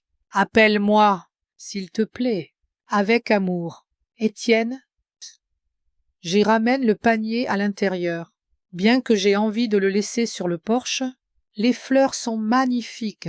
Des pivoines, des roses, des lys, mais elles ne peuvent effacer le souvenir d'hier soir et la douleur et l'humiliation que j'ai ressentie. Le téléphone sonne presque dès que j'entre. Étienne. Bien sûr. Il devait surveiller la maison ou avoir demandé au livreur de me prévenir quand j'accepterai les fleurs. J'hésite. Fixant l'écran du téléphone, une partie de moi veut répondre, écouter les excuses de mon fils, les accepter et revenir à ma vie d'avant. L'autre partie, la nouvelle, déterminée, résiste à cette impulsion. Finalement, je réponds. Maman, la voix d'Étienne semble soulagée. Si as-tu reçu les fleurs? Oui, mais je réponds sèchement. Maman, je suis tellement désolée pour hier. Je ne sais pas ce qui m'a pris. J'avais trop bu. J'étais contrariée par le travail. Ce n'est pas une excuse. Je sais. Mais s'il te plaît, crois-moi, je n'ai jamais voulu te faire mal. Sa voix tremble. Et je crois presque que ses remords sont sincères. Presque. Je t'écoute, dis-je, sans m'excuser ni accuser. Laurence et moi voulons nous excuser en personne. Pouvons-nous venir ce soir, ou veux-tu venir chez nous? Comme tu préfères. J'ai peint ça à l'hématome sur ma cuisse. À la nuit, sans sommeil, à la visite chez l'avocat. Pas ce soir. Étienne, j'ai besoin de temps. Bien sûr, acquiesce-t-il précipitamment. Quand tu seras prête, sache que Laurence et moi sommes très inquiets et voulons réparer les choses. Réparer quoi? Je veux demander le fait que tu m'aies poussé ou le fait que j'ai refusé de vous donner l'argent pour la maison. Je t'appellerai quand je serai prête à parler, dis-je à la place. Ah, d'accord, maman, je t'aime, tu le sais, n'est-ce pas? Je ne réponds pas à cette question, me contentant de dire au revoir et de raccrocher. Le soir, Suzanne passe. Elle apporte des madeleines fraîchement cuites et du thé qui, dit-elle, est censé m'aider à me détendre. Tu as l'air différente, remarque-t-elle. Alors que nous sommes assises dans la cuisine, il s'est passé quelque chose? J'hésite, ne sachant pas si je dois lui parler de la nuit dernière. Mais je décide que si je vais lui confier la responsabilité de prendre des décisions sur ma santé et mes biens en cas d'incapacité, elle doit connaître la vérité. Alors, je racontai la demande d'Étienne et Laurence, la dispute, la poussée, l'hématome sur ma cuisse, la visite d'aujourd'hui chez l'avocat et la décision de changer mon testament. Suzanne écoute sans m'interrompre, secouant parfois la tête ou serrant les poings d'indignation. « Et tu veux que je sois ta mandataire ?» demande-t-elle. Quand j'ai fini, si tu es d'accord, je réponds. Je réalise que c'est une grande responsabilité et tu peux refuser. Geneviève, m'interrompt-elle, prenant ma main. Je suis honorée que tu me fasses confiance pour quelque chose comme ça. Bien sûr, j'accepte. Je me sens soulagée et reconnaissante. Suzanne est la personne à qui je peux confier ma vie et mes décisions. Merci, dis-je, serrant sa main en retour. De rien, ma chère. Maintenant, montre-moi cet hématome, dit-elle d'un ton pratique. J'ai une excellente pommade qui aidera à le faire guérir plus vite. Le lendemain, Étienne envoie un autre panier, cette fois avec des fruits et des chocolats coûteux. Une carte d'excuse de Laurence y est attachée, écrite en calligraphie sur du papier coûteux. Chère Geneviève, je suis profondément désolée pour ce qui s'est passé. Étienne et moi t'aimons beaucoup et espérons ton pardon. Avec amour. Laurence. J'éplace le panier à côté des fleurs et ne réponds pas à l'appel qui suit. Peu après la livraison, le soir, Nathalie appelle de Corse. La première fois depuis des mois, sans demander d'argent. Apparemment, Étienne lui a raconté ce qui s'est passé. Hein? Maman, vas-tu bien? Demande-t-elle. Avec une inquiétude inhabituelle dans la voix, Étienne a dit que vous avez eu une sorte de dispute. Je vais bien, je réponds. J'ai juste besoin de temps pour réfléchir. Ah, que s'est-il passé? Étienne n'a pas donné de détails. Il a juste dit que vous vous êtes disputé à propos d'argent. Ah, bien sûr. Il ne lui dirait pas qu'il m'a poussé. Typique d'Étienne de minimiser sa faute. Nous nous sommes disputés à propos d'argent, dis-je, ne voulant pas entraîner Nathalie dans l'histoire. Bah, mais je ne veux pas en parler maintenant. D'accord. Maman, j'entends la déception dans sa voix. Sache juste que je suis là, si tu as besoin de parler. Merci, ma chérie, dis-je, même si je sais que je ne suis pas susceptible de profiter de son offre. Nathalie a toujours été du côté d'Étienne, depuis qu'elle était petite. Le lendemain, un message de Laurence arrive. Geneviève. Les enfants te manquent, quoi? Ils ne comprennent pas pourquoi mamie a soudainement arrêté de répondre au téléphone. S'il te plaît, au moins pour eux. Essayons de réparer ça. C'est clairement du chantage émotionnel. Et je n'y cède pas. À la place, j'appelle mon médecin et prends un rendez-vous. Je veux m'assurer que ma hanche va bien et peut-être obtenir un certificat de blessure. Pas pour la police, mais pour moi, pour confirmer ce qui s'est passé, si nécessaire. Le vendredi, je rencontre à nouveau Pierre Valéry. Il a préparé tous les documents nécessaires, le Nouveau Testament, les papiers pour la création du trust, la procuration médicale au nom de Suzanne. Nous discutons de chaque point en détail, faisons quelques amendements et signons enfin tout devant un notaire. Voilà, dit Pierre, quand nous avons terminé. Ah, maintenant, tes biens sont protégés, et toi seul en auras le contrôle. Personne ne peut y accéder sans ton consentement. J'y ressens son étrange soulagement, comme si je m'étais débarrassé d'un poids que je portais depuis des années sans m'en rendre compte. Merci. Pierre, dis-je, serrant sa main, tu n'as pas idée à quel point je me sens mieux.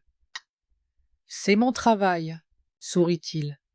Et si je peux me permettre un conseil, pas en tant qu'avocat, mais en tant que vieille connaissance. Ne laisse pas la culpabilité ou l'obligation diriger ta vie. Tu mérites le bonheur et la paix dans ces années. Je hoche la tête, touché par ces mots. Il a raison, j'ai trop longtemps vécu pour les autres. Oubliant de penser à moi, il est temps de changer cela. En quittant le bureau de Pierre, je décide de faire quelque chose que je n'ai pas fait depuis des années, aller dans un café seul, juste pour m'asseoir, prendre une tasse de café et regarder les passants. Un petit plaisir que j'ai toujours repoussé à plus tard parce qu'il y avait des choses plus importantes à faire, des gens plus importants réclamant mon attention.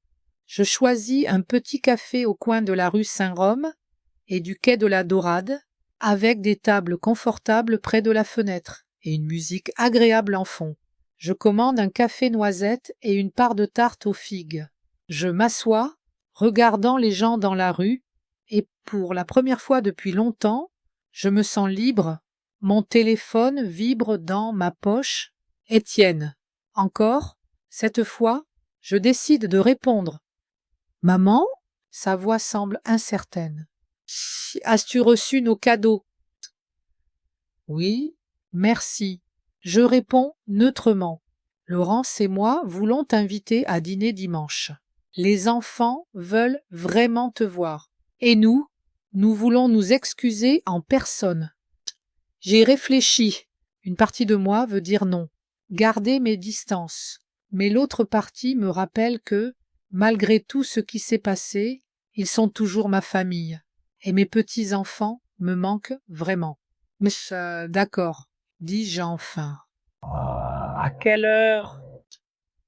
18 Eures, propose Étienne, et je peux entendre le soulagement dans sa voix. Je peux te chercher? Non.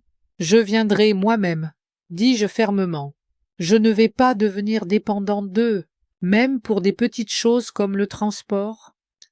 Comme tu veux, maman, à dimanche. Alors, je finis mon café, paillé, et sors du café, dehors, il fait soleil, et je décide de marcher un peu, malgré la douleur lancinante dans ma hanche.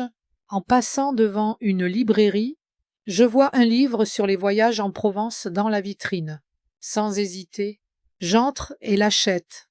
Peut-être est-il temps de réaliser ce rêve de voyage que j'ai toujours repoussé. Peut-être est-il temps de vivre pour moi, avec cette pensée en tête.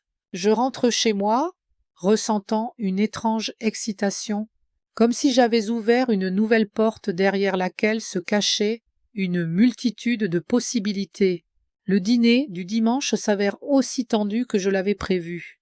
Étienne et Laurence sont trop attentifs, demandant constamment si je suis à l'aise, si j'ai besoin d'autre chose. Les petits-enfants ne semblent pas remarquer cette atmosphère artificielle. Noah est absorbé par sa nouvelle tablette. Et Emma parle de la pièce de théâtre scolaire où elle a obtenu le rôle principal. Après le dîner, quand les enfants sont montés dans leur chambre, Étienne tousse et commence ce qui est visiblement un discours préparé. « Maman, je veux m'excuser à nouveau pour ce qui s'est passé, » dit-il, me regardant droit dans les yeux. « C'était impardonnable, et je comprends parfaitement si tu ne peux pas me pardonner. » Laurence pose sa main sur le bras de son mari en signe de soutien. « Nous sommes tous les deux très désolés. » Geneviève, ajoute-t-elle, nous avons dépassé les bornes, et c'était mal. Je les regarde tous les deux, essayant de voir à quel point leurs excuses sont sincères. Il y a quelque chose dans leurs yeux, une certaine lassitude, qui me fait douter. J'apprécie vos excuses, dis-je enfin. Mais, voyez-vous, ce n'est pas seulement à propos de cette nuit-là, c'est à propos de la manière dont notre relation s'est construite au fil des années. Étienne et Laurence échangent un regard rapide. Que veux-tu dire, maman? Demande Étienne prudemment. Je veux dire que vous ne pensez à moi que quand vous avez besoin de quelque chose. Dis-je franchement, c'est de l'argent, de l'aide avec les enfants, mes affaires pour vos événements. Mais quand j'ai besoin de compagnie, de famille, d'une simple attention, vous n'êtes pas là. Laurence semble vouloir objecter, mais se retient. Étienne baisse les yeux. Nous sommes très occupés, maman, dit-il doucement. Le travail, les enfants, la maison, nous n'avons pas le temps pour tout. Nous avons tous nos priorités. Je réponds, et je réalise que je ne suis pas l'une des vôtres.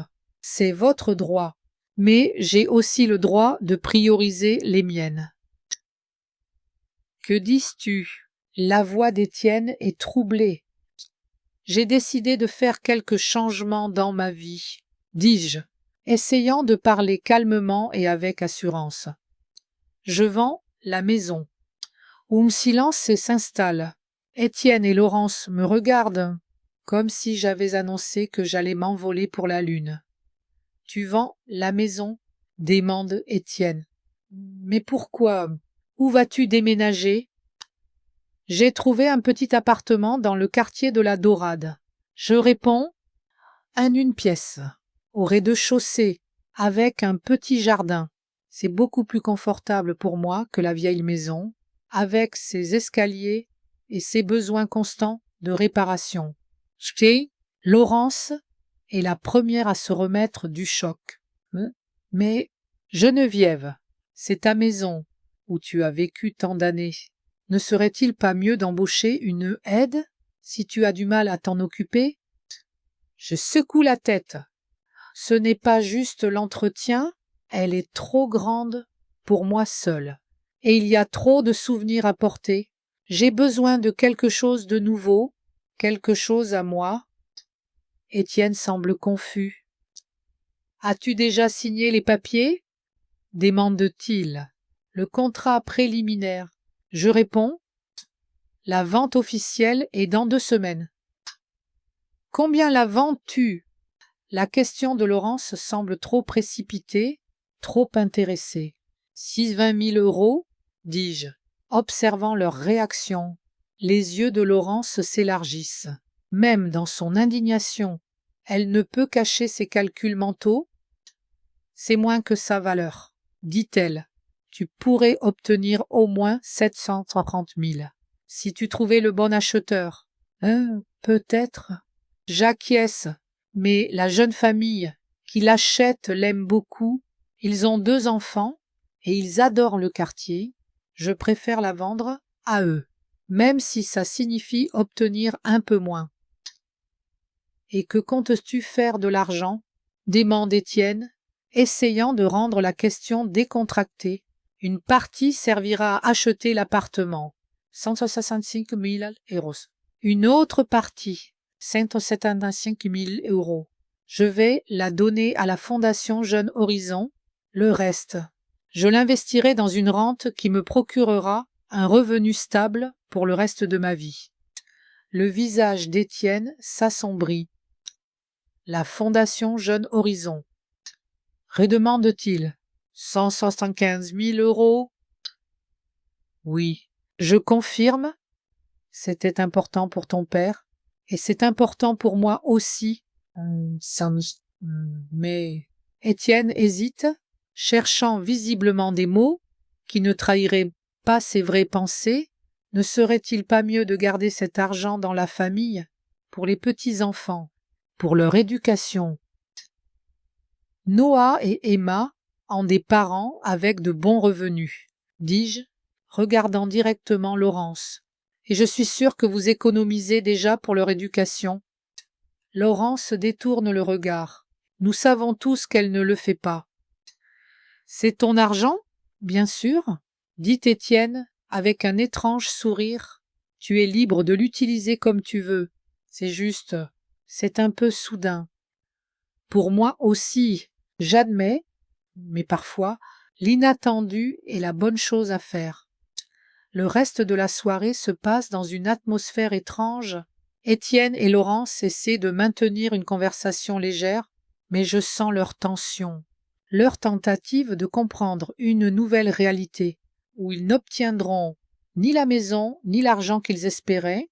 Le lendemain, Étienne m'appelle alors que je range des livres dans des cartons. « Maman, as-tu changé d'avis sur la vente de la maison ?» demande-t-il, sans préambule.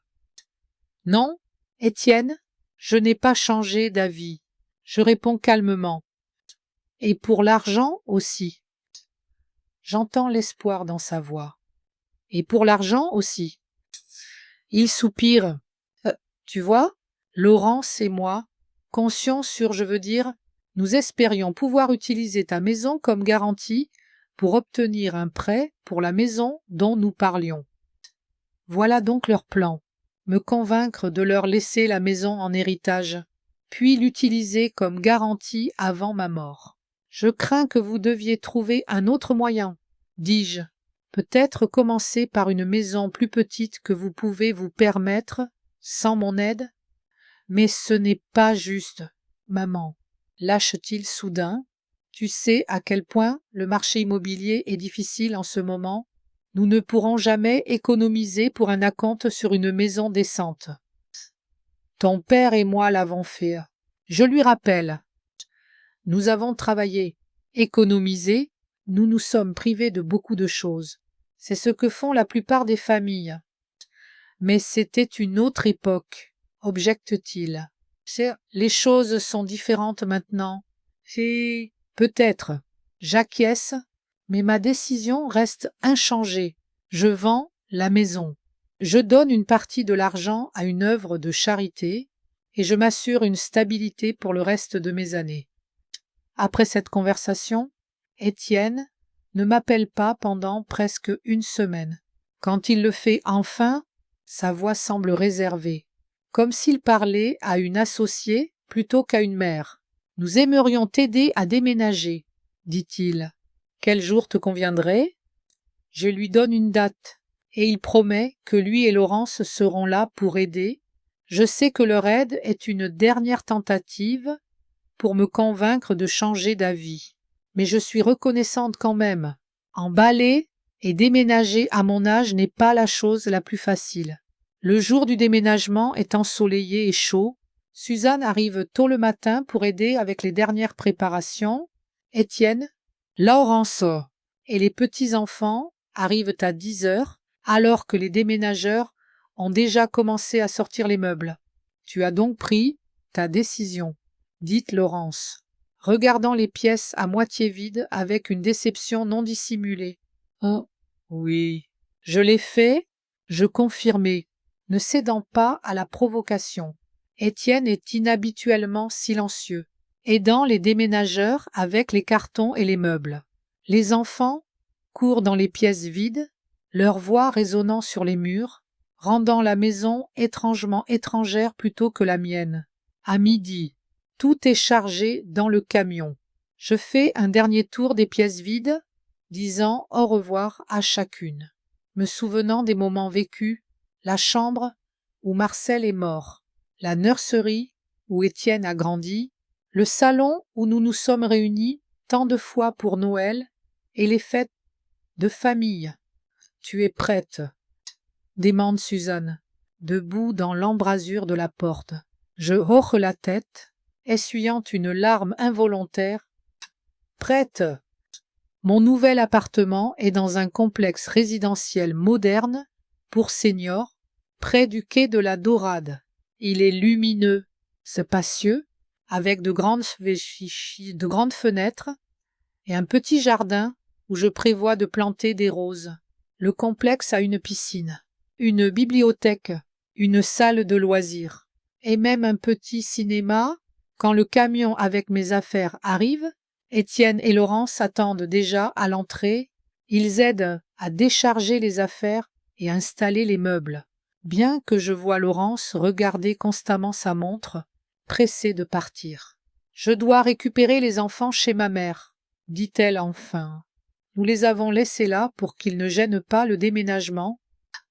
Bien sûr, allez-y, je réponds. Vous avez déjà beaucoup aidé. Quand ils partent, Suzanne et moi continuons à déballer et organiser l'appartement. Le soir, les principales choses sont faites et nous nous asseyons sur le balcon avec des tasses de thé, regardant le coucher du soleil sur la Garonne. « Comment te sens-tu » demande Suzanne. « Étrange. » Je réponds enfin, triste de dire au revoir à la vieille maison, mais aussi libre, comme si j'avais ôté un poids lourd que je portais depuis des années. Suzanne hoche la tête avec compréhension. Parfois, il faut laisser le passé pour avancer. Le lendemain, je rencontre l'administratrice de la Fondation Jeunes Horizons pour remettre un chèque de 175 000 €. Une jeune femme nommée Camille est bouleversée par l'ampleur du don. « C'est incroyablement généreux, Madame Laurent, » dit-elle, retenant ses larmes. « Vous n'avez pas idée combien d'enfants cela aidera. » J'espère. Je réponds. Mon mari croyait toujours en l'importance de soutenir les enfants dans des situations difficiles. Ce don est un hommage à sa mémoire. Le même jour, je rencontre un conseiller financier et mets en place une rente qui me procurera un revenu mensuel stable pour le reste de ma vie. Pour la première fois depuis des années, je me sens financièrement sécurisée, indépendante de la merci des enfants ou des circonstances imprévues. Le soir, Nathalie appelle de Corse. Apparemment, Étienne lui a déjà raconté la nouvelle. « Maman, est-ce vrai que tu as vendu la maison » demande-t-elle sans préambule. Oui, c'est vrai, je confirmais. Et tu as donné 175 000 € à une œuvre de charité? Maman, es-tu devenue folle? J'ai soupir. Typique de Nathalie de passer directement aux accusations. C'est oui, Nathalie. Je suis saine d'esprit. J'ai pris une décision qui me semble juste pour moi. Mais c'est l'argent de la famille, s'exclame-t-elle. Étienne et moi conscions dessus. C'est mon argent. Nathalie, dis-je fermement, gagné par moi et ton père, et j'ai décidé de l'utiliser comme je l'entends. Elle continue de me reprocher pendant quelques minutes, mais je reste ferme. Finalement, elle abandonne, disant que je devrais en payer le prix quand j'aurai besoin de l'aide des enfants. J'ai fait en sorte de ne pas avoir besoin de votre aide, dis-je calmement. C'est pourquoi j'ai pris cette décision. Après avoir parlé à Nathalie, je me sens étrangement soulagée, comme si les dernières cordes, qui me liaient à mon rôle de mère dévouée, prête à tout pour ses enfants, avaient été coupées. Maintenant, je suis juste Geneviève, une femme vivant sa vie selon ses propres termes. Les premières semaines dans le nouvel appartement sont remplies de découvertes. Je fais connaissance avec mes voisins, des personnes âgées comme moi, dont beaucoup vivent seuls. Nous trouvons rapidement des points communs, surtout avec Colette, une veuve de mon âge qui vit dans l'appartement d'à côté. Le complexe résidentiel propose un flot constant d'activités, des cours de peinture aux soirées dansantes pour seniors. Je commence à assister au club de lecture dont Suzanne parlait depuis si longtemps et découvre que j'aime vraiment discuter de mes lectures avec d'autres personnes. Étienne appelle de moins en moins souvent, et quand il le fait, la conversation est tendue et brève. Je réalise qu'il ne peut pas me pardonner ma décision, mais j'espère qu'avec le temps, son ressentiment passera. Un soir, environ 1 mois après le déménagement, la sonnette retentit. Étienne se tient sur le seuil, l'air fatigué et perdu. « Salut, maman, dit-il. Puis-je entrer? Je le laisse entrer, surprise par cette visite inattendue. Quelque chose ne va pas. J'y demande, lui offrant du thé. Il secoue la tête, regardant mon appartement avec une expression que je ne peux pas tout à fait déchiffrer. Ça, c'est cosy, dit-il enfin. Ça te plaît? Oui, beaucoup. Je réponds, ah, c'est confortable. Et les voisins sont formidables. Il hoche la tête, regardant par la fenêtre le petit jardin que je commence à aménager. Maman, je suis venu m'excuser, dit-il soudain, pour la façon dont j'ai réagi après ta décision de vendre la maison. Ce n'était pas gentil de ma part. Je suis surprise par ces mots, mais encore plus par la sincérité qu'ils contiennent. Je réalise que c'était soudain, dis-je doucement. Ce n'est pas seulement ça, continue-t-il. Ah. Oui, Laurence et moi comptions vraiment sur ton argent. Nous avions presque conclu l'achat de cette maison, pensant que tu accepterais de nous aider. C'était mal de notre part de planifier nos vies autour de ton argent. Je ne sais pas quoi dire. Cette sincérité est nouvelle dans notre famille, où nous préférions habituellement minimiser les choses et éviter la confrontation. Qu'est-ce qui ne va pas, Étienne? J'ai demande. Enfin, pourquoi as-tu soudain décidé de t'excuser? Il soupire, serrant sa tasse de thé. Si j'ai parlé à un vieil ami de papa, Jean Dupont. Je l'ai croisé par hasard en ville. Il m'a raconté comment toi et papa avez économisé pendant des années pour l'acompte de la maison, comment vous vous êtes privés de tout pour que Nathalie et moi ayons une bonne éducation, et j'ai soudain réalisé à quel point j'avais été égoïste. Laurence et moi voulions ce que vous, toi et papa, aviez gagné toute votre vie. Je suis touchée par ces mots. Jean Dupont était vraiment le meilleur ami de Marcel, et il connaissait bien notre histoire. Je suis contente que tu le réalises, dis-je. et je ne t'en veux pas. Étienne, je veux juste vivre mes années restantes avec dignité et indépendance. Nanens, et tu as tout à fait le droit de le faire. Hoche-t-il. Laurence et moi avons révisé nos plans. Nous avons décidé de commencer par une maison plus petite, en banlieue. Ce n'est pas ce que Laurence avait en tête, mais c'est ce que nous pouvons nous permettre. C'est une décision sage, dis-je. Ton père disait toujours, vis selon tes moyens, et tu vivras en paix. Ja, son ami. Étienne sourit, le premier sourire sincère depuis longtemps, sans ombre de ressentiment ou de motif caché. J'aimerais que les enfants te rendent visite plus souvent, dit-il. Leur grand-mère leur manque. Ils me manquent aussi. Je réponds, ils sont toujours les bienvenus ici. Après le départ d'Étienne, je reste longtemps sur le balcon, regardant les étoiles et pensant au tournant qu'a pris ma vie. Je ressens une paix étrange, comme si j'avais enfin trouvé ma place dans le monde, non pas comme une mère ou une grand-mère, toujours prête à se sacrifier pour les autres, mais comme une femme avec ses propres désirs, intérêts et droit au bonheur. Les mois suivants, ma vie se remplit de nouveaux événements et de nouvelles rencontres. Je m'inscris à des cours d'informatique pour seniors et apprends à utiliser Internet, les emails et même les réseaux sociaux. Cela m'ouvre un nouveau monde. Je peux communiquer avec des gens du monde entier, trouver des informations sur des sujets qui m'intéressent, même commander des courses avec livraison à domicile, ce qui est particulièrement pratique par mauvais temps. Je commence à voyager, d'abord pas loin, dans les villes voisines, comme Albi ou Carcassonne, puis plus loin, à 75 ans. Je vois la mer Méditerranée pour la première fois, debout, sur une plage de Sète, sentant les vagues froides caresser mes pieds. Lors d'un cours de peinture, je rencontre Henri Blanchard, un veuf de mon âge aux yeux bienveillants et au rire contagieux.